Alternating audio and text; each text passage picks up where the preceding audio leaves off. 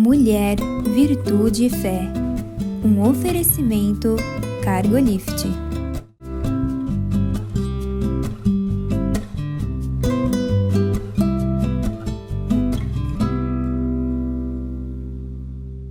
Olá, queridos. Olá, queridas. Sejam muito bem-vindos à nossa programação. É uma alegria ter você conosco.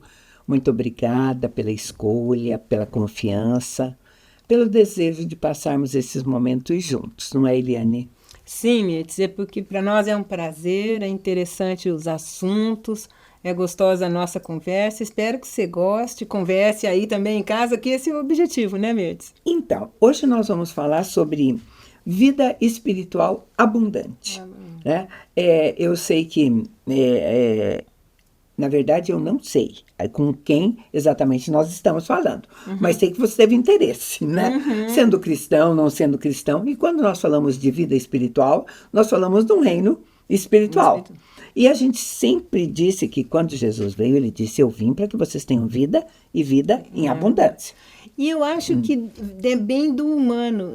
Nós somos cristãos, mas assim, independente de buscar uma vida mais plena, né? Quem tem Deus no coração é certeza. Mas mesmo quem não tem, é uma busca muito forte, né, Mirtz? Eu disse, essa é uma promessa para os cristãos, mas você colocou muito bem. É um desejo de todo ser humano. Todo mundo gosta de ter uma vida com qualidade, com abundância. Isso. É uma vida plena, né? Isso, com sentido, assim, né? De gostar de viver, Sim, ter prazer em todas as coisas. Então, é o desejável, né? Mas na palavra de Deus, né? Eu vou ler para você palavras do próprio Jesus em Mateus. Em Mateus 6,33, ele diz assim: mas buscai primeiro o reino e a sua justiça, e todas essas coisas vos serão acrescentadas. Todas essas coisas, porque eu não vou tirar do contexto, todas essas coisas são aquilo que a gente precisa para viver. Comer, se vestir, trabalhar, tudo. Ele diz, tudo isso você vai precisar fazer, tudo isso é bom.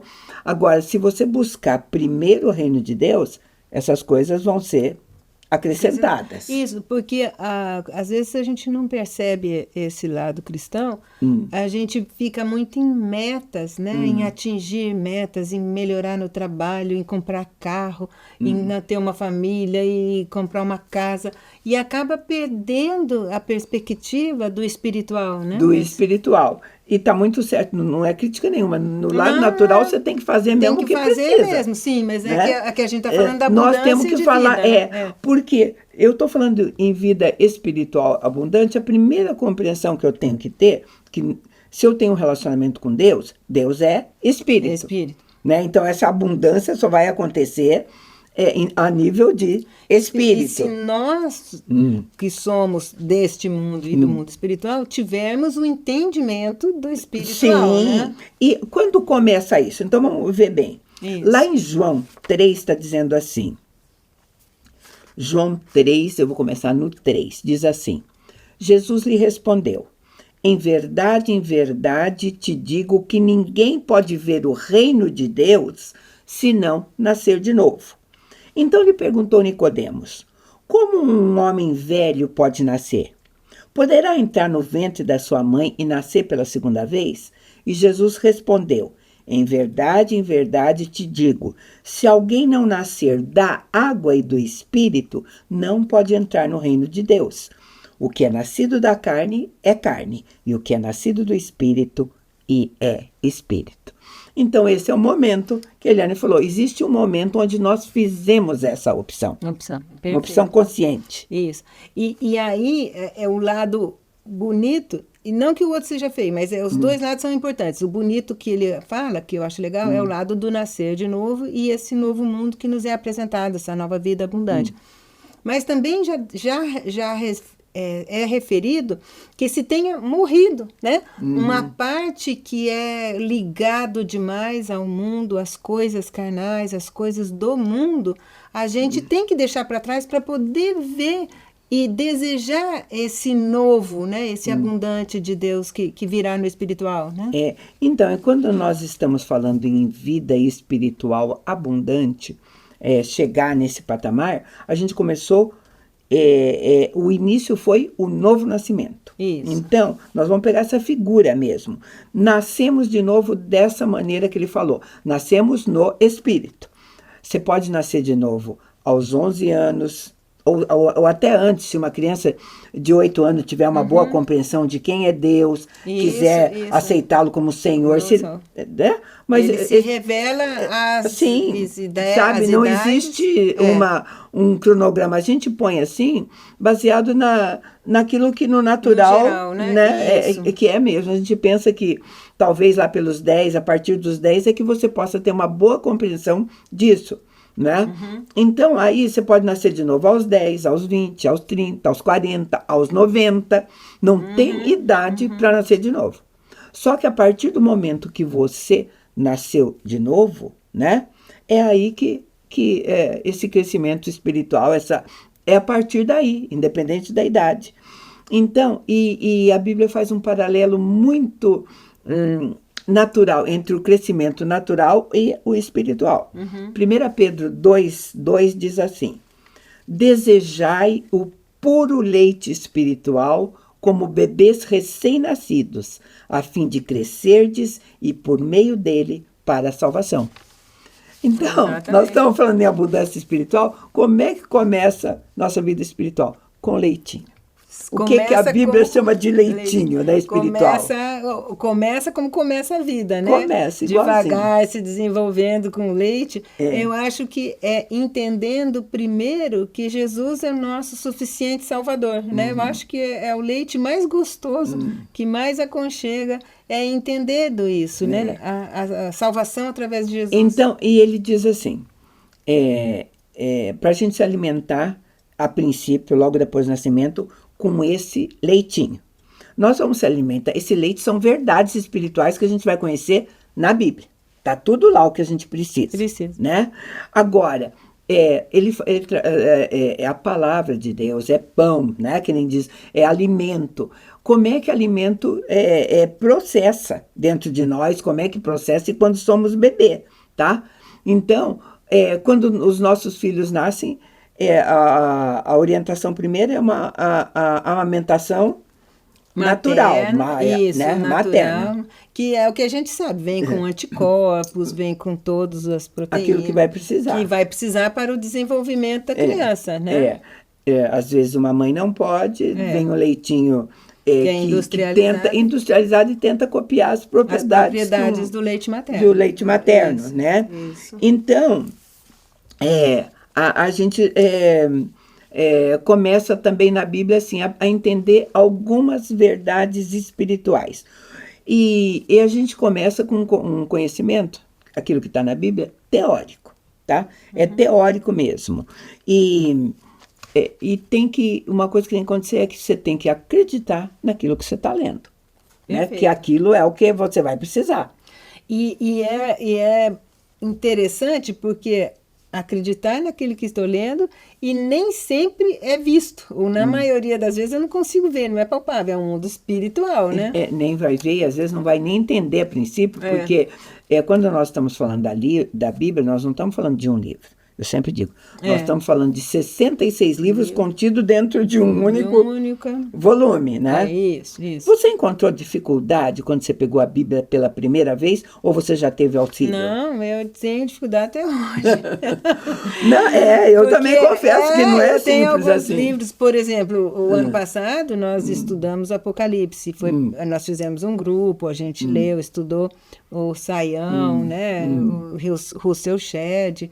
Então, assim, a gente, para ler, a gente estava num grupo e ainda com outros autores e trazia informações. Então, realmente, alguns livros, a gente comentou esses dias também sobre o livro de Jó, até comecei a ler.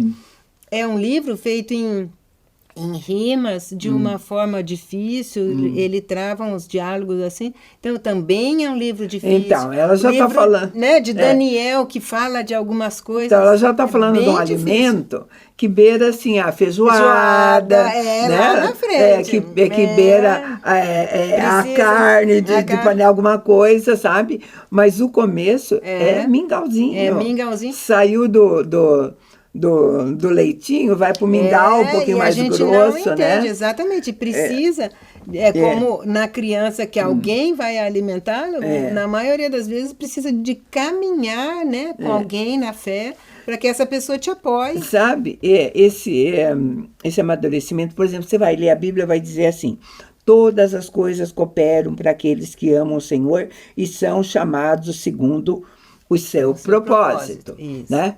Todas as coisas são todas as coisas. São as coisas boas, são as coisas ruins, são as circunstâncias que você não está entendendo.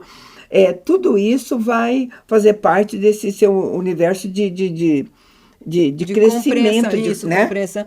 Isso, e uma coisa interessante também é assim, né, Mirtz? Se você lê uma vez, o que aconteceu, pelo menos comigo, se lê uma vez, entendeu pouca coisa daquele texto, ou não entendeu o que se relaciona com o capítulo anterior, volte a ler, medite na palavra, consulte às vezes algum livro ou alguém, faça de um estudo, né? Às vezes não é de primeira que você entende. Né? E vou te dar mais um conselho assim, não é porque você não entendeu, por exemplo, como ela disse de primeira, e tudo que você tenha que você desistir, às vezes você vai ter que ser, além da ajuda, você vai ter que ser forçada, por exemplo, porque nós estamos falando disso como alimento da sua fé. Mesmo. Se nós formos, por exemplo, para a criança, quando o bebê sai do leite materno, vai para os mingauzinhos da vida, vai para os sucos, não sei, vai depender. Eu tive 2 filhas, você tem um filho. Eles não vão aceitar facinho tudo que você vai oferecer. Isso. Vai. Não, assim nem que sempre, sabe, você vai testando os sucos. Sabe, eu era muito preocupada com isso. Eu comprei livros, eu gosto, tudo que eu gosto de fazer com excelência as coisas. Então eu vou comprar o que é. Então vai tudo. Eu, inclusive, fazia uma coisa assim que as minhas filhas falavam, gente, como é que a gente... eu comprava, porque era a orientação que eu tinha lido, bife de fígado, colocava ele dentro de uma vasilha de vidro fechada, em banho-maria, para que ele soltasse tudo aquilo, toda a propriedade que ele tinha de ferro, de outras coisas. E aquela água, parecia água suja, aquela coisa acinzentada, eu punha na sopinha, que estava tão bonitinha deles, eles já olhavam, né? Mas o gosto misturava, e ela falava... Mãe, como é que você conseguia fazer a gente comer tudo isso, sabe, né? Coisas assim que não... Mas a gente procura dar o melhor e nem sempre eles aceitam. Isso. Né? Tem 2 coisas. A bênção delas terem você como mãe, né? Que lia, procurava fazer com esmero, né? E deu certo. E elas também, né? Nessa situação, a criança, ainda bem que ela tem o encantamento, né? Se você brinca e faz uma coisa e outra, na brincadeira ela vai e desperta a curiosidade. Pode, né? até parecer polêmico, porque algumas pessoas vão dizer assim, que não. Meu filho não come nada e não tem jeito. Né? Eu vou ter uma opinião, claro, a respeito disso. Eu digo, ele não come nada porque você não... Isso, pelo menos é a minha opinião, mas eu não sei, é teu filho, né? Porque cada um vai tratar do jeito... Nós tínhamos assim... Ele tinha que comer, daquilo que estava posto na mesa, tinha que comer uma colher de sopa de tudo que estava na mesa. Sabe? Aí tinha choradeira. Você pensa que é fácil? A criança fala, não, mas eu não quero. E porque eles vão insistir, não quero, sem ter provado. Era o que acontecia com as minhas. Isso. Não gostou da aparência, não quero. Né? Era assim. É verdade. E em casa, além disso, a gente tinha uma estratégia que eu já vi com outros amigos que não faziam. Por exemplo, o Matheus, ele comia à mesa, tinha cadeirão ali, junto com a gente ia brincando, o Alex sempre oferecendo isso aí que você fala, mas prova isso, prova aquilo, que delícia e tal. Então, fazia de um jeito que ficava gostoso. Mas eu já vi famílias que as crianças comiam bem antes, sozinho, às vezes não tinha essa interação familiar. Comia o que queria, às vezes... Tudo bem que às vezes a mãe trabalha, não pode, mas assim, é a empregada quem dava e sabe lá, ela tá cheia de coisa para fazer, né? Então tem todo um contexto que você tem que dedicar tempo, né? Então é isso que a gente tem que observar. Eu vou chamar um intervalo bem rapidinho, a gente volta já.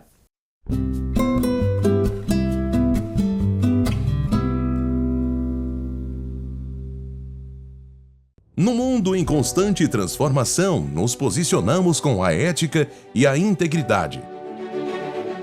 Alicerces para promover a justiça. Propomos o equilíbrio onde prosperidade e integridade caminham em conjunto, contribuindo para um mundo mais justo. Fortalecemos laços, conectamos propósitos, Contribuímos com sua cultura. Juntos impulsionamos o desenvolvimento de negócios e relações éticas. Aqui a ética é nosso guia, a coragem, nosso caminho.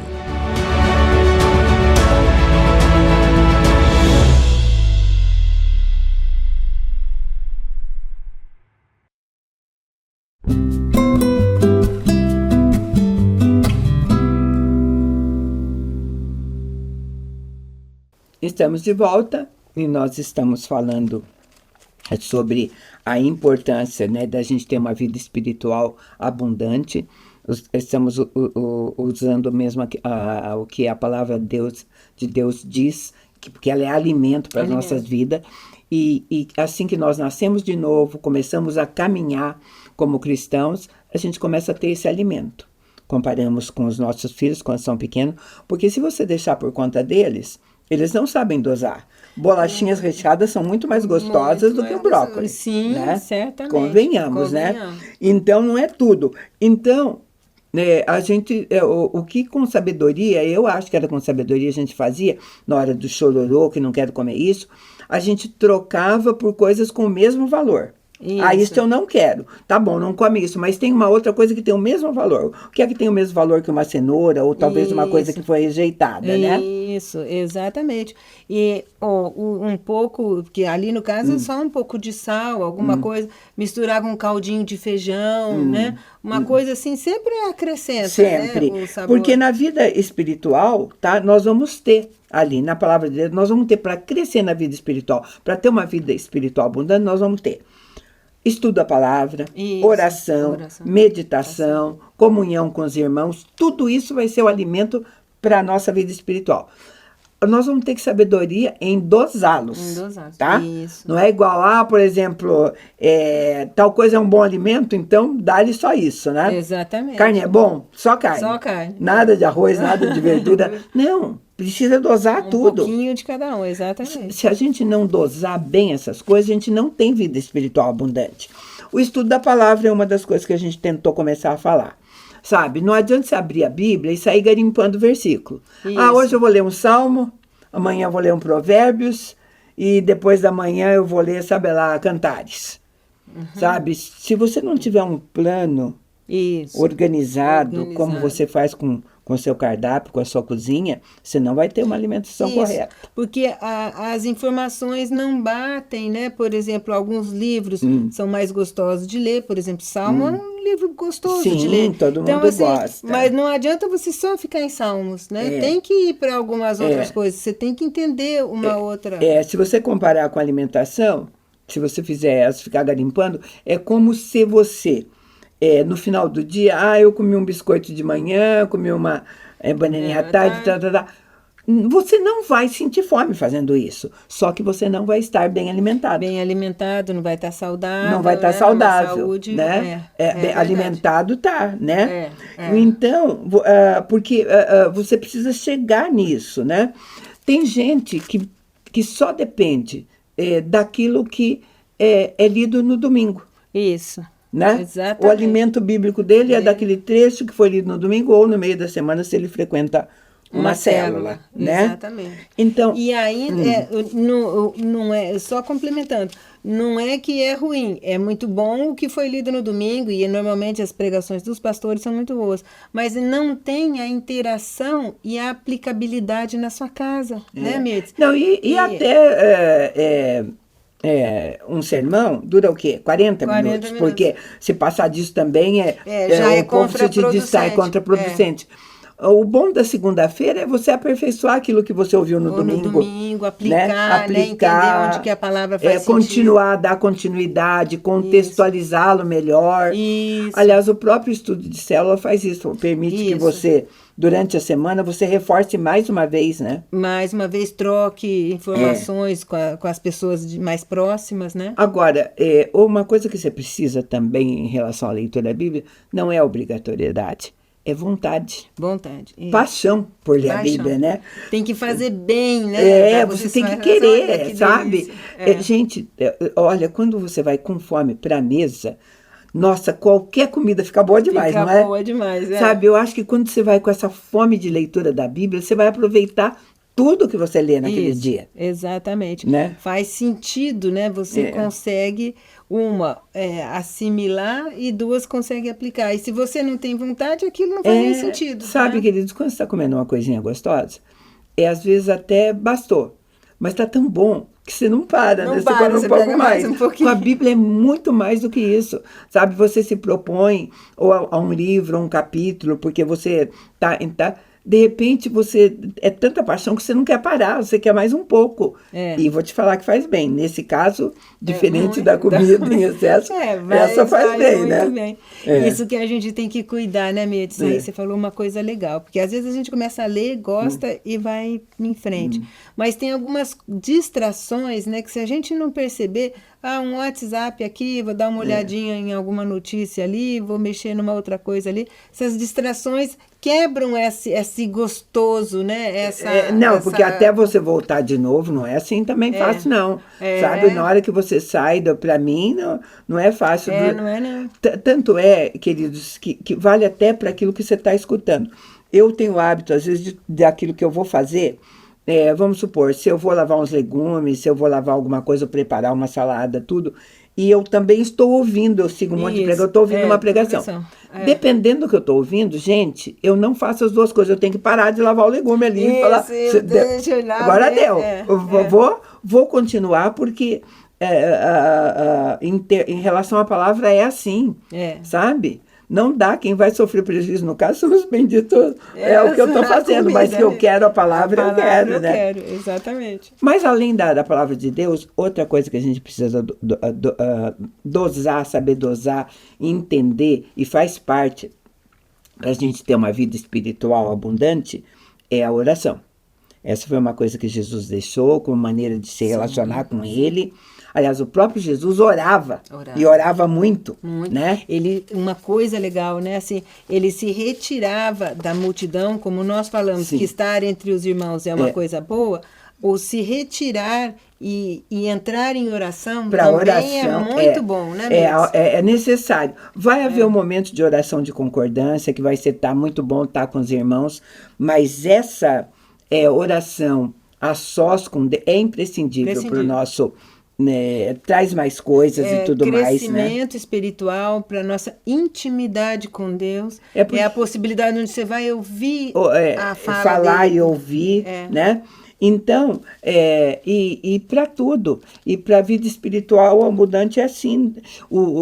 Os discípulos entenderam tanto esse ensinamento de Jesus que chegaram para ele e falaram: olha, ensina-nos a orar. Nós queremos aprender. Eu achei muito legal isso. Então, Jesus tem modelo de oração, tudo, mas ele ensinou também que, seja ele qual for, você pode orar do jeito que você quiser.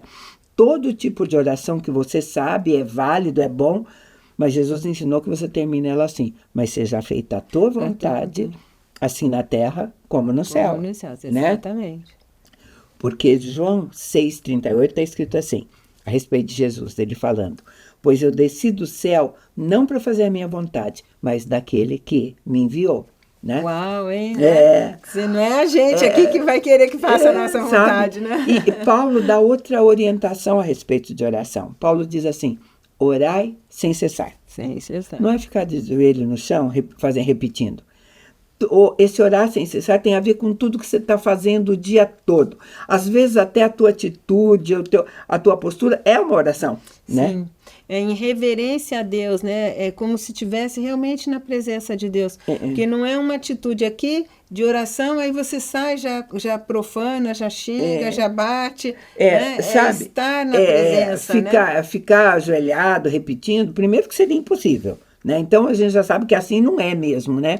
Esse orar sem cessar é tudo que te envolve tem um cunho de oração. E a gente ora em qualquer lugar mesmo. A gente ora no banho, você precisa tomar banho, você está embaixo do chuveiro, sabe? De repente você quer orar ali, tá valendo, né? Isso, e eu acho... dirigindo? Tá dirigindo. Eu acho que são momentos importantes da gente agradecer e louvar a Deus, né? Senhor, que beleza que eu posso tomar banho, que eu tenho água quente, que eu estou em saúde, né? Tudo isso é maravilhoso, sabe? De repente você...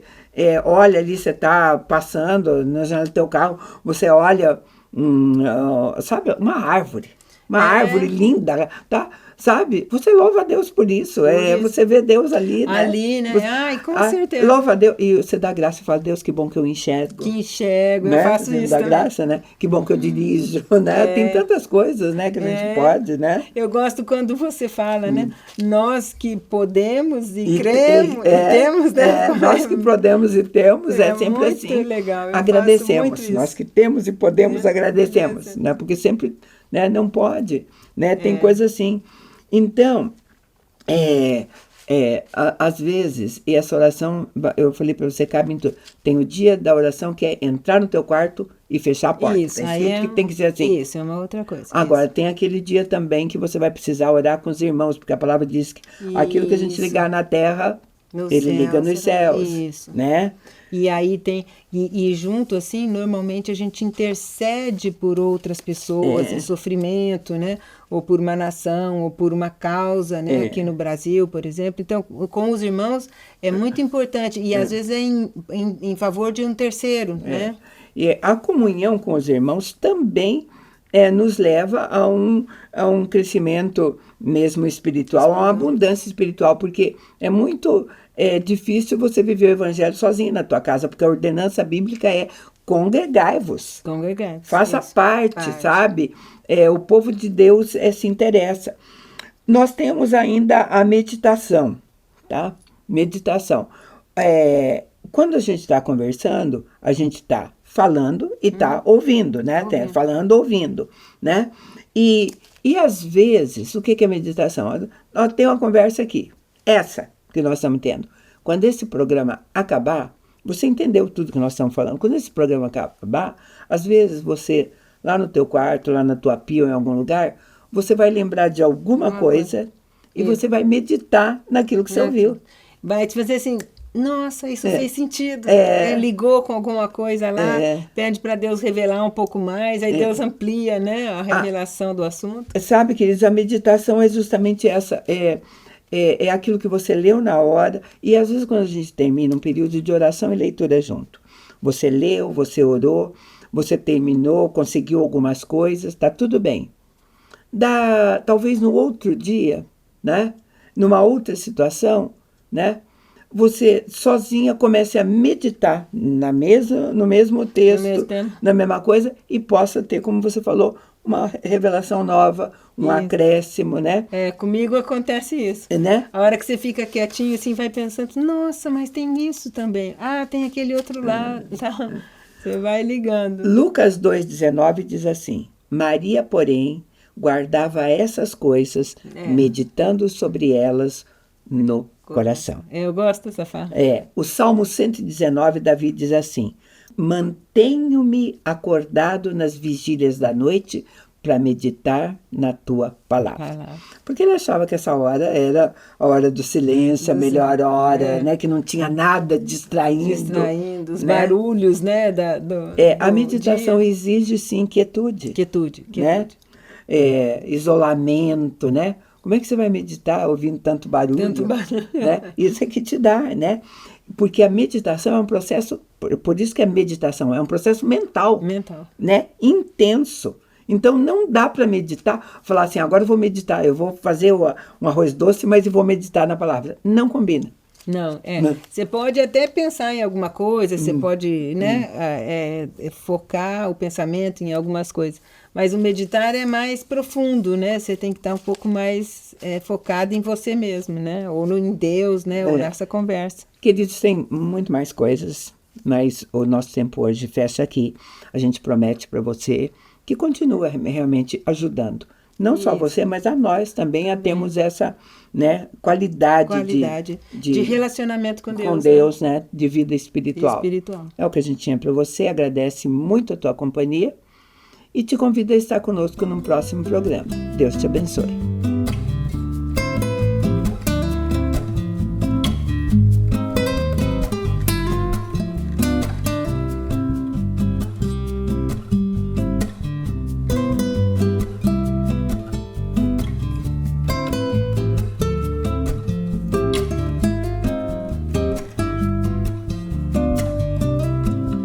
Mulher, Virtude e Fé.